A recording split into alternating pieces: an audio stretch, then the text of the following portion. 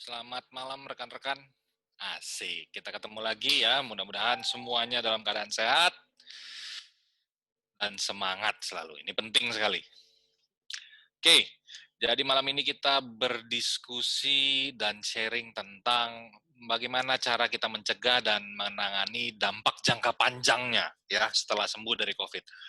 Mungkin ada Bapak Ibu keluarga, kenalan, atau tetangga dan lain-lain yang bisa diusul sarankan ke mereka-mereka ya yang memang memerlukan gitu ya. Next, coba kita lihat. Ini dia. Jadi sebagian besar pengidap virus pandemi ini sembuh sepenuhnya Bapak Ibu dalam waktu beberapa minggu ya. Jadi ingat saja setelah gejala pertama kemudian dinyatakan sembuh seperti tadi saya sudah katakan, itu sebagian besarnya akhirnya sembuh tanpa ada keluhan lagi. Nah, ada beberapa yang masih mengalami gejala. Seperti judul dulu pernah kita bicarakan mengenai anosmia. Itu anosmia adalah kehilangan sensasi penciuman karena proses peradangannya dari saluran pernafasan ini sampai menimbulkan peradangan di dasar dari syaraf satu olfaktori untuk penciuman ya. Bisa berminggu-minggu atau bahkan yang pernah dilaporkan itu ada satu kasus yang sampai 6 bulan dia belum bisa mencium bau. Nah, satu kasus ya dari sekian banyak. Gitu ya. Next, coba kita lihat. Nah ini ya, penyebab gejala jangka panjang ini belum diketahui pasti Bapak Ibu. Jadi siapa yang kena ya kita belum tahu dari sekian banyak yang kena itu apakah masih mengeluh tentang pasca infeksi tadi ya. Jadi gejala jangka panjang ini bisa bisa dialami oleh dewasa atau anak-anak juga bisa ya. Next. Ini dia. Data-data kondisi gejala-gejala jangka panjang yang biasanya dikeluhkan adalah tubuh kelelahan, Bapak Ibu. Jadi memang setelah dinyatakan sembuh, tapi badan masih lelah. Terus kemudian masih sesak nafas. Mungkin bukan literally sesak nafas, Bapak Ibu, tapi dirasakan seperti nafasnya masih pendek, masih belum lega leluasa kembali seperti sebelum kondisi sebelum terinfeksi COVID. Atau masih ada gejala batuk-batuk atau kadang terasa dahaknya masih terasa seperti tinggal di belakang, nggak bisa keluar. Seperti itu rasanya. Atau gangguan penciuman tadi saya bilang. Jadi nafsu makan itu agak terganggu gara-gara belum bisa kembali lagi bisa mencium bau dari makanan dan lain-lain ya. Nah ini yang saya beberapa kali temui ini nyeri pada sendi otot, ya dada atau tulang-tulang, rasanya seperti habis ditabrak bajai katanya kayak gitu. Saya nggak pernah ditabrak bajai, jadi saya kurang paham ya gitu ya. Tapi rasanya seperti itu Bapak Ibu. Yang mereka yang sudah mengalami, ada beberapa memang begitu. Next, coba kita lihat. Nah ini termasuk sakit kepala, kadang-kadang memang masih ada sakit kepala. Mungkin banyak faktor menimbulkan sakit kepala. Contohnya adalah mungkin selama ini kita dirawat kebanyakan berbaring, kemudian belum beraktivitas secara penuh, ya. Jadi masih banyak beristirahat. Terkadang banyak istirahat juga yang kita biasanya beraktivitas aktif itu jadi timbul sakit kepala sebenarnya. Jantung berdebar ya sometimes kadang-kadang ada beberapa kasus itu rasanya seperti berdebar-debar gitu ya. Kesulitan berkonsentrasi ya kadang-kadang ada beberapa yang kesulitan berkonsentrasi termasuk rekan saya ya teman sejawat saya sendiri barusan masih bertanya jenis ikan yang biasa kita pancing. Itu ikan apa sih katanya. Jadi kok katanya habis terinfeksi kok malah sulit konsentrasi itu kenapa kata saya begitu. Ya, sulit tidur terkadang memang sulit tidur karena memang kita pada waktu terinfeksi itu kan kita anjurkan untuk banyak beristirahat Bapak Ibu. Setelah selesai dirawat di rumah sakit terus pulang ke rumah juga kan kita anjurkan seminggu atau 10 hari untuk beristirahat banyak karena memang kita perlu untuk istirahat dalam rangka untuk pemulihan tubuh. Jadi mungkin ya siang masih banyak istirahat, malamnya jadi agak terganggu karena irama tidur, siklus tidurnya memang agak sedikit terganggu Bapak Ibu. Kemudian ada beberapa yang mengeluhkan munculnya ruam kemerahan pada kulit gitu ya. Itu nanti pasti biasanya berangsur-angsur akan pulih dan hilang sendiri. Next. Nah ini termasuk ya gelisah. Ini jarang sih, tapi ada beberapa orang yang bilang kadang masalah pencernaan memang ketika kita isolasi mandiri atau dirawat itu kan makanannya semua kita kurangi, makan makanan yang terlalu merangsang yang menimbulkan peristaltik usus, itu gerakan usus itu terlalu banyak, kayak misalnya cabenya bebek gitu misalkan, itu kan terlalu panas sekali, terberes, kan nggak kita anjurkan. Kemudian ada beberapa yang memang masih mengeluhkan demam, terkadang radang tenggorokan jadinya ketika telah dinyatakan sembuh, tapi masih ada batuk-batuk sampai menimbulkan peradangan. Radang tenggorokan ya bisa saja menimbulkan demam. Kemudian mungkin ya ini termasuk kondisi-kondisi depresi ya setelah COVID, terus merasa sepertinya kayak kenapa bisa kena, masih belum bisa menerima, terus kondisi sekarang juga kita bisa lihat Bapak Ibu, kondisi PPKM level 3, level 4 gitu ya, terus kemudian belum bisa beraktivitas secara penuh, dan lain-lain. Mungkin swab PCR masih positif, padahal sudah dinyatakan sembuh gitu-gitu, itu masih ada rasa menghantui kita, padahal sebenarnya ya harus kita sikapi dengan positif sebenarnya. Kemudian juga ada rambut rontok ya, ini beberapa saja. Jarang tapi ada. Next. Nah ini, pada beberapa kasus ya, efek kerusakan pada organ tubuh seperti jantung dan pembuluh darah, paru-paru, ginjal, kulit, dan syaraf ya. Ini ada beberapa yang melaporkan seperti ini. Next. Nah ini ya, jadi sudah dinyatakan sembuh tapi masih mengalami gejala, usul sarannya adalah melakukan pemeriksaan menyeluruh. Jadi biasanya setelah selesai dinyatakan sembuh, itu tetap ada 1-2 kali datang untuk kontrol ke dokter spesialis penyakit dalamnya atau spesialis penyakit saraf gitu ya. Datang, terus apa keluhannya, kemudian nanti akan dicocokkan dengan pemeriksaan-pemeriksaan yang diperlukan. Apakah perlu periksa darah, nah, ya, apakah perlu lagi kita evaluasi dinding dadanya dan lain-lain ya. Jadi perlu evaluasi paru-paru ya kita CT scan contohnya ya paru-parunya. Kalau misalnya darahnya kita bisa cek kekentalan darahnya, dedimernya gitu ya. Kemudian pemeriksaan pasca virus apalagi yang ada keluhannya gitu. Nah, itu kita pasti akan kejar untuk pemeriksaan penunjang yang sesuai dengan keluhan Bapak Ibu. Next. Nah, ini dia. Jadi salah satunya adalah jangan susah-susah ya. Salah satunya adalah fibrosis paru Bapak Ibu. Ini yang memang kita harus waspadai. Jadi virus SARS-CoV-2 ini memang menginfeksi saluran pernafasan. Dari saluran pernafasan kita adalah paru-paru. Seperti yang pernah kita bicarakan sebelum-sebelumnya, paru-paru itu harusnya jaringan paru-parunya berwarna ya merah ke gelap gitu ya. Kemudian terjadi proses peradangan di situ. Nah, kalau terjadi proses peradangan, harusnya begitu sembuh, akan kembali yang kita harapkan kembali ke jaringan paru-paru normal. Ternyata proses penyembuhannya tidak kembali ke paru-paru normal, Bapak Ibu.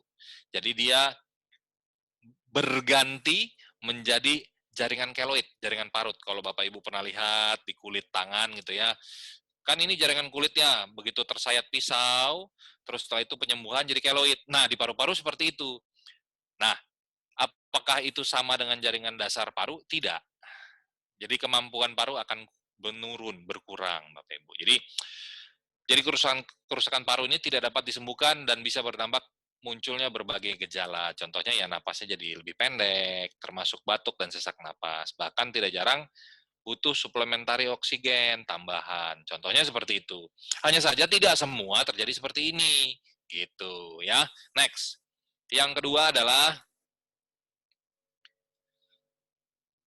ya ini dia ya. Fibrosis itu gambarannya seperti ini Bapak Ibu, yang Bapak Ibu bisa lihat itu kan ini ada model segitiga di tengah, itu jantung. Yang di bagian kanan dan kirinya itu paru-paru sebenarnya. Nah, itu ada kayak jaringan laba-laba gitu ya, putih itu lebih putih. Nah, itu sebenarnya itulah eh, kondisi di mana paru-paru itu bekas meradang. Contohnya gini biar gampang. Bapak Ibu sedang melihat di sebuah jalanan, sebelah kiri kantor, sebelah kanan ruko. Bagus. Ternyata terjadi tempat kejadian perkara demonstrasi dan tawuran. Apa yang terjadi Bapak Ibu?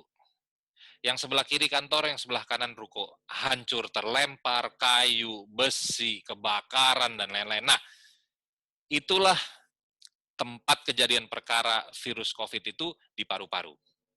Sehingga paru-parunya mengalami peradangan, mengalami kerusakan. Nah, jadi si virus tadi itu di situ. Ya. Jadi tawuran itu virusnya dengan daya tahan tubuh kita itu di paru-paru karena memang si virusnya ini memang masuknya ke saluran pernafasan, gitu ya. Nah, respon imun kita akan berantem dengan infeksi dari virus corona di paru-paru.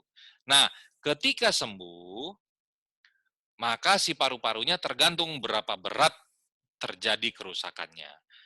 Seperti tadi, kantor dan rukonya kalau tidak terlalu berat ya tinggal kita gantikan sedikit-sedikit. Tapi kalau misalnya sampai dibakar, sampai harus rusak, ya kemungkinan besar kan tidak kembali Bapak Ibu. Gitu ya ilustrasinya. Next. Nah ini, yang kedua. Orang suka bilang setelah kita terinfeksi, terkadang timbul gangguan, darahnya jadi lebih beku. Contohnya adalah dedimer. Dedimer itu jadi tinggi, gitu ya. Nah, ketika seseorang itu mengidap virus COVID, parah, berat, tubuhnya itu terlalu lelah untuk perang, sehingga peradangan terus terjadi, mempengaruhi dinding-dinding pembuluh darah. Kalau dinding-dinding pembuluh darah ini jadi lelah, darah itu jadi mudah bekunya, Bapak Ibu. Jadi faktor-faktor untuk membuat darah itu beku menjadi berkurang. Sehingga gampang sekali darah ini jadi beku. Jadi dedimernya jadi meningkat. Padahal sebenarnya dedimer ini kan hanya untuk mengukur apakah betul terjadi pengenceran darah karena ada faktor pembekuan darah yang tetap jalan. Jadi ada faktor intrinsik dan ekstrinsik namanya kalau Bapak Ibu yang memang sangat menggemari atau ingin tahu lebih, nanti boleh lihat faktor intrinsik, faktor 10A namanya. Disitulah yang terganggu. Gitu kira-kira ya. Next. Nah, terus gimana dong caranya supaya tidak terjadi seperti ini? Ingat Bapak Ibu, saya pribadi, kami tenaga kesehatan, LWG, Bapak Leo, Ibu Ira, semuanya mendukung protokol kesehatan tetap dijalankan. Jadi ingat yang pertama, ingat taati protokol kesehatan. Tidak ada jalan lain. Mau dibikin 100 lapangan bola dengan bed dan ventilator, itu tidak akan pernah menghindari Bapak, Ibu, untuk lepas persis ketika sembuh tidak akan ada gejala. Ngapain harus diobatin kalau memang kita bisa hindari untuk tidak sakit? Itu inti pertama. Jadi Bapak Ibu memang harus peduli dengan kesehatannya. Itu nomor satu Bapak Ibu. Ya, ingat. Yang kedua, harus mengkonsumsi makanan bergizi seimbang. Jadi kalau Bapak Ibu yang dengan diabetes, dengan hipertensi, dan lain-lain, kontrol makanannya. Jangan terlalu asin, jangan yang terlalu banyak gulanya. Habis makan nasi 2 piring, makan mie, habis makan mie dilanjut dengan roti. Lah semua itu gulanya tinggi, habis itu minumnya manis. Ya kan? Nah, sudah. Tidak terkontrol gula darahnya, dan lain-lain. Itu menjadi faktor pemicu memperberat kondisi-kondisi yang harusnya Bapak Ibu dalam keadaan fit tubuhnya, malah jadi tidak. Memang tidak terasa kalau badan itu tidak fit itu nggak kayak ada alarm lampu nyala gitu atau ada suaranya, enggak. Bapak Ibu tidak rasa, tapi begitu sakit, Bapak Ibu tuh terlalu lelah untuk melawan sakit itu yang bahaya. Ya. Kemudian rutin melakukan latihan pernafasan. Gini ya Bapak Ibu ya. Memang mungkin kita berbeda-beda dalam kehidupan sehari-harinya.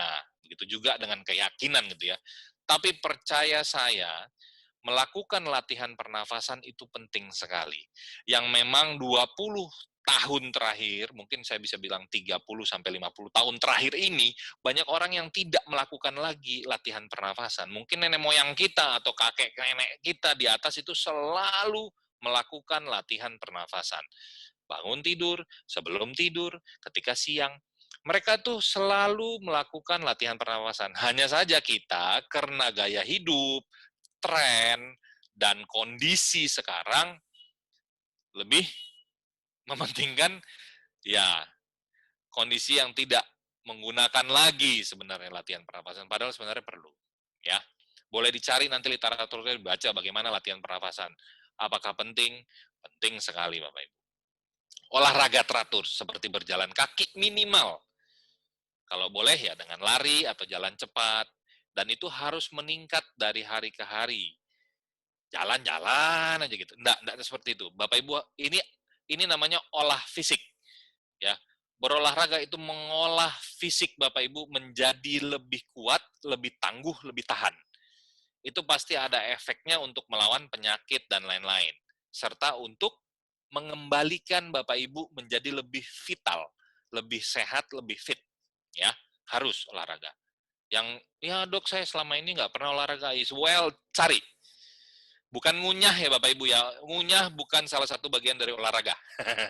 Jadi ini dok, saya olahraganya ini rahang, no, bukan itu ya. Membiasakan lebih banyak duduk dengan posisi tegak daripada berbaring. Nah ini usul saran memang, jadi posisi ergonomis namanya Bapak Ibu. Membiasakan lebih banyak duduk dengan posisi tegak daripada berbaring. Nah ini kaum rebahan mungkin lebih senang ya. Next. Ini melakukan pemeriksaan detak jantung dan kadar oksigen secara berkala. Sudah dinyatakan sembuh, iya nggak apa-apa, cek aja, tidak ada masalah. Toh juga kan ini alat mudah sekali sekarang didapatkan, mudah sekali ditemukan, mudah sekali dibeli dengan online. Ya nggak apa-apa, Bapak Ibu bisa kok sediakan di rumah. Hanya untuk kontrol saja kan bisa tensimeter, termometer, saturasi, ini pulse oximeter, boleh kok. Bisa dibeli dengan bebas kok ya. Menjaga kualitas tidur. Nah, ini Bapak Ibu juga harus ingat bahwa sebagian besar hidup kita itu dipengaruhi oleh siklus tidur Bapak Ibu. Percaya tidak percaya. Jadi Bapak Ibu harus mengutamakan kualitas tidur, bukan kuantitasnya ya. Siang bobok siang, malam jam 9, jam 10 tidur, besok pagi jam 8, jam 9 baru bangun. Enggak. Bahkan mungkin kita yang masih beraktivitas, siang kalau memang tidak bisa tidur, ya nggak apa-apa. Tapi malam ya jam 9, jam 10 udah paling telat. Nanti jam 4, jam 5, atau jam 6 bisa bangun. Yang biasa beribadah tengah malam ya monggo silakan. Yang beribadah pagi-pagi jam 5 ya monggo silakan, tidak ada masalah. Gitu ya.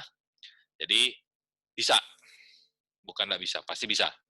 Tidak merokok dan sebisa mungkin menghindari paparan asap rokok. Nah ini, memang merokok ini pasti akan mengurangi kapasitas paru-paru Bapak Ibu.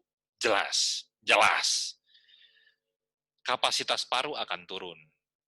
Jadi yang tidak merokok misalkan bisa berjalan seperti biasa 500 meter. Tapi yang merokok biasanya udah ngos-ngosan. Kenapa? Kapasitas parunya turun memang. Gitu. Tidak kita katakan bahwa merokok itu berisiko kanker dan lain-lain. Belum sampai ke situ. Tapi masalah kapasitas paru-parunya akan turun. Pasti. Coba yang merokok terus habis itu berenang. Kalau nggak ngap, hubungi saya. Ya, menghindari konsumsi minuman beralkohol ini juga Bapak Ibu. Jadi memang dengan kita minum alkohol, manipulasi pertama adalah manipulasi otak. Jadi Bapak Ibu pasti akan doyong.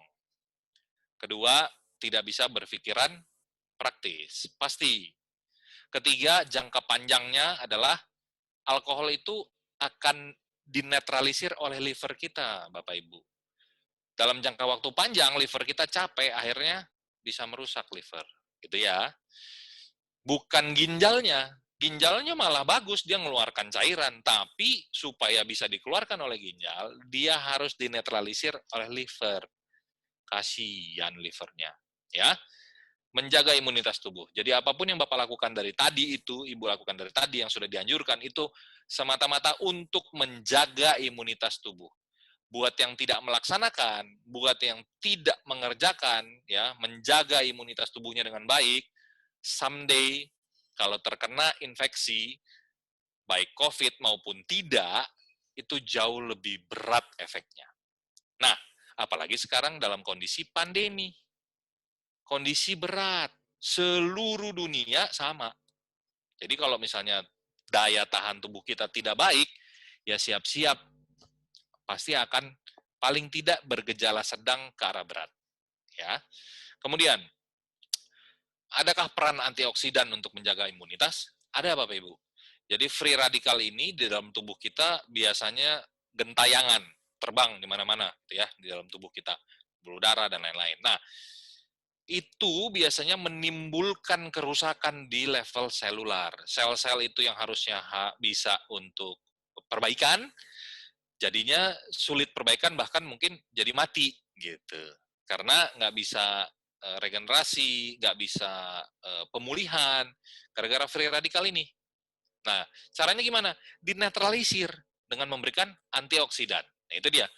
Antioksidan ini pasti akan melindungi tubuh dari serangan si radikal tadi. Jadi radikalnya ditangkap duluan, kemudian dinetralisir. Nah, kalau sudah bisa dinetralisir, selnya itu bisa maksimal untuk meningkatkan daya tahan tubuh. Gitu, Bapak Ibu. Next. Nah, ini. Memberikan elektron ke radikal bebas, elektronnya tadi stabil. Kalau sudah stabil, tubuh kita bisa melakukan pekerjaannya. Apa sih kerjanya? Kerusakan sel berlanjut. Jadi dia bisa pulih gitu ya Bapak Ibu. Next. Tuh. Terus manfaat air hidrogen dan inhalasi hidrogen ada nggak untuk antioksidan?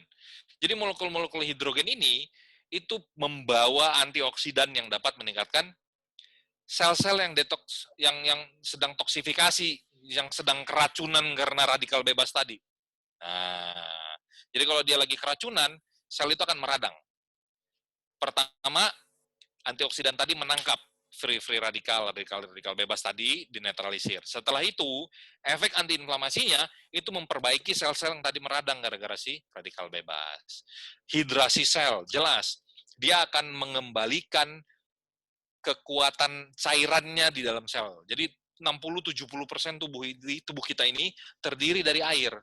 Jadi Bapak Ibu tidak usah takut minum air sampai sesuai dengan berat badan dan kebutuhan cairannya gitu. Terus wah kelebihan? Enggak. Pasti ya. Nah, dengan begitu sistem kekebalan tubuh kita akan terbangun.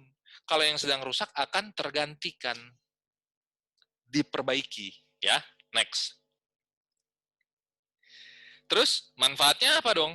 Setelah sembuh dari virus pandemi ini ada nggak manfaatnya kita gunakan hidrogen? Next, kita lihat. Nah, gas hidrogen itu mengatur aktivitas anti peradangan dan antioksidan. Jadi memang ada Bapak Ibu.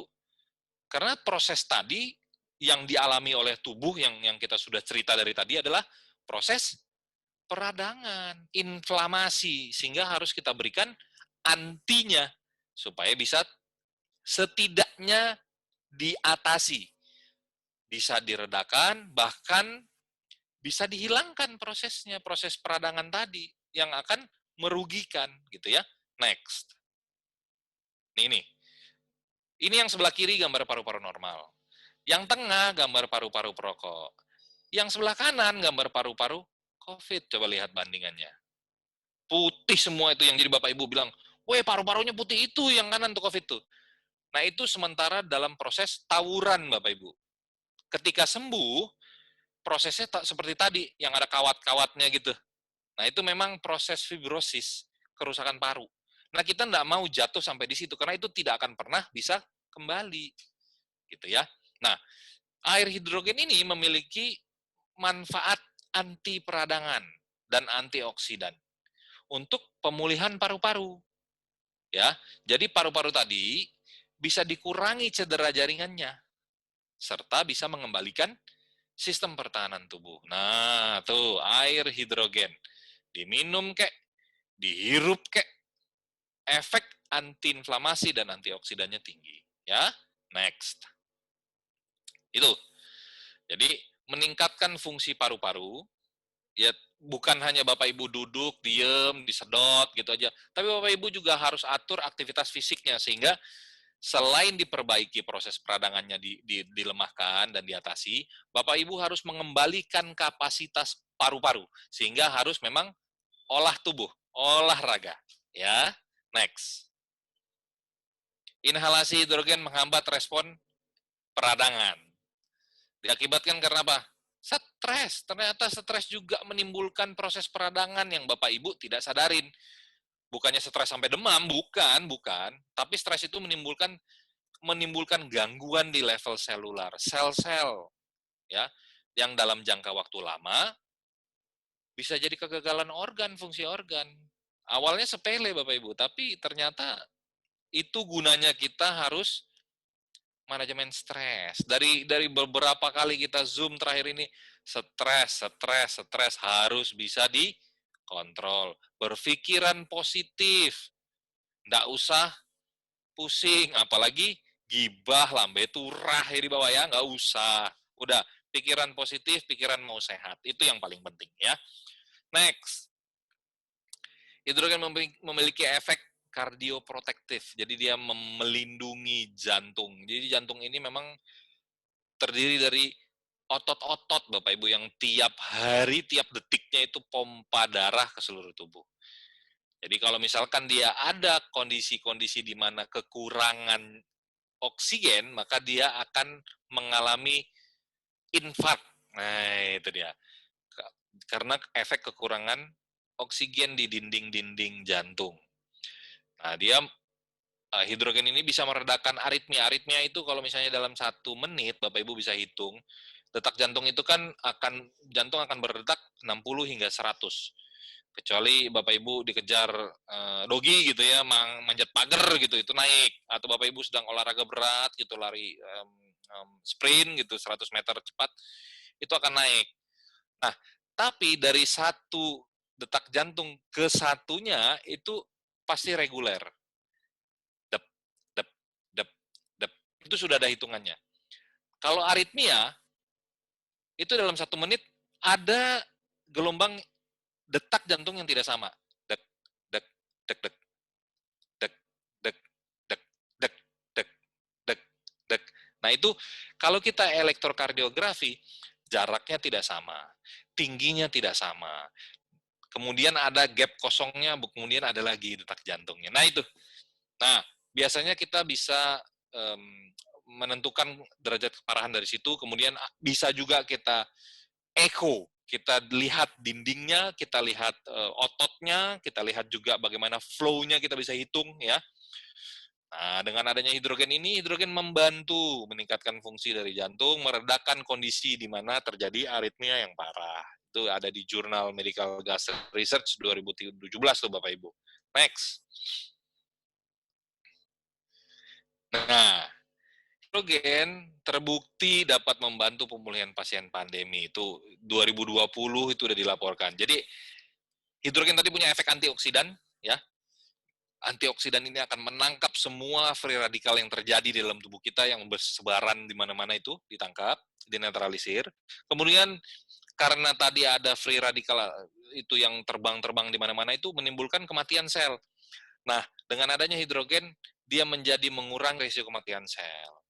Peradangan juga pasti ya, menjadi terapi pengobatan baru yang menjanjikan dan efektif untuk bantu pemulihan pada saat pandemi ini ya. Itu udah ada jurnalnya. Next. Ini dia. Jadi penggunaan hidrogen lebih awal itu terbukti membantu mengurangi kerusakan lebih jauh lagi, lebih parah lagi ya, yang disebabkan oleh badai sitokin storm. Jadi kalau misalkan baru mau ada tawuran, kemudian datang pasukan yang melerai, apa jadi tawurannya? Jadi nggak jadi.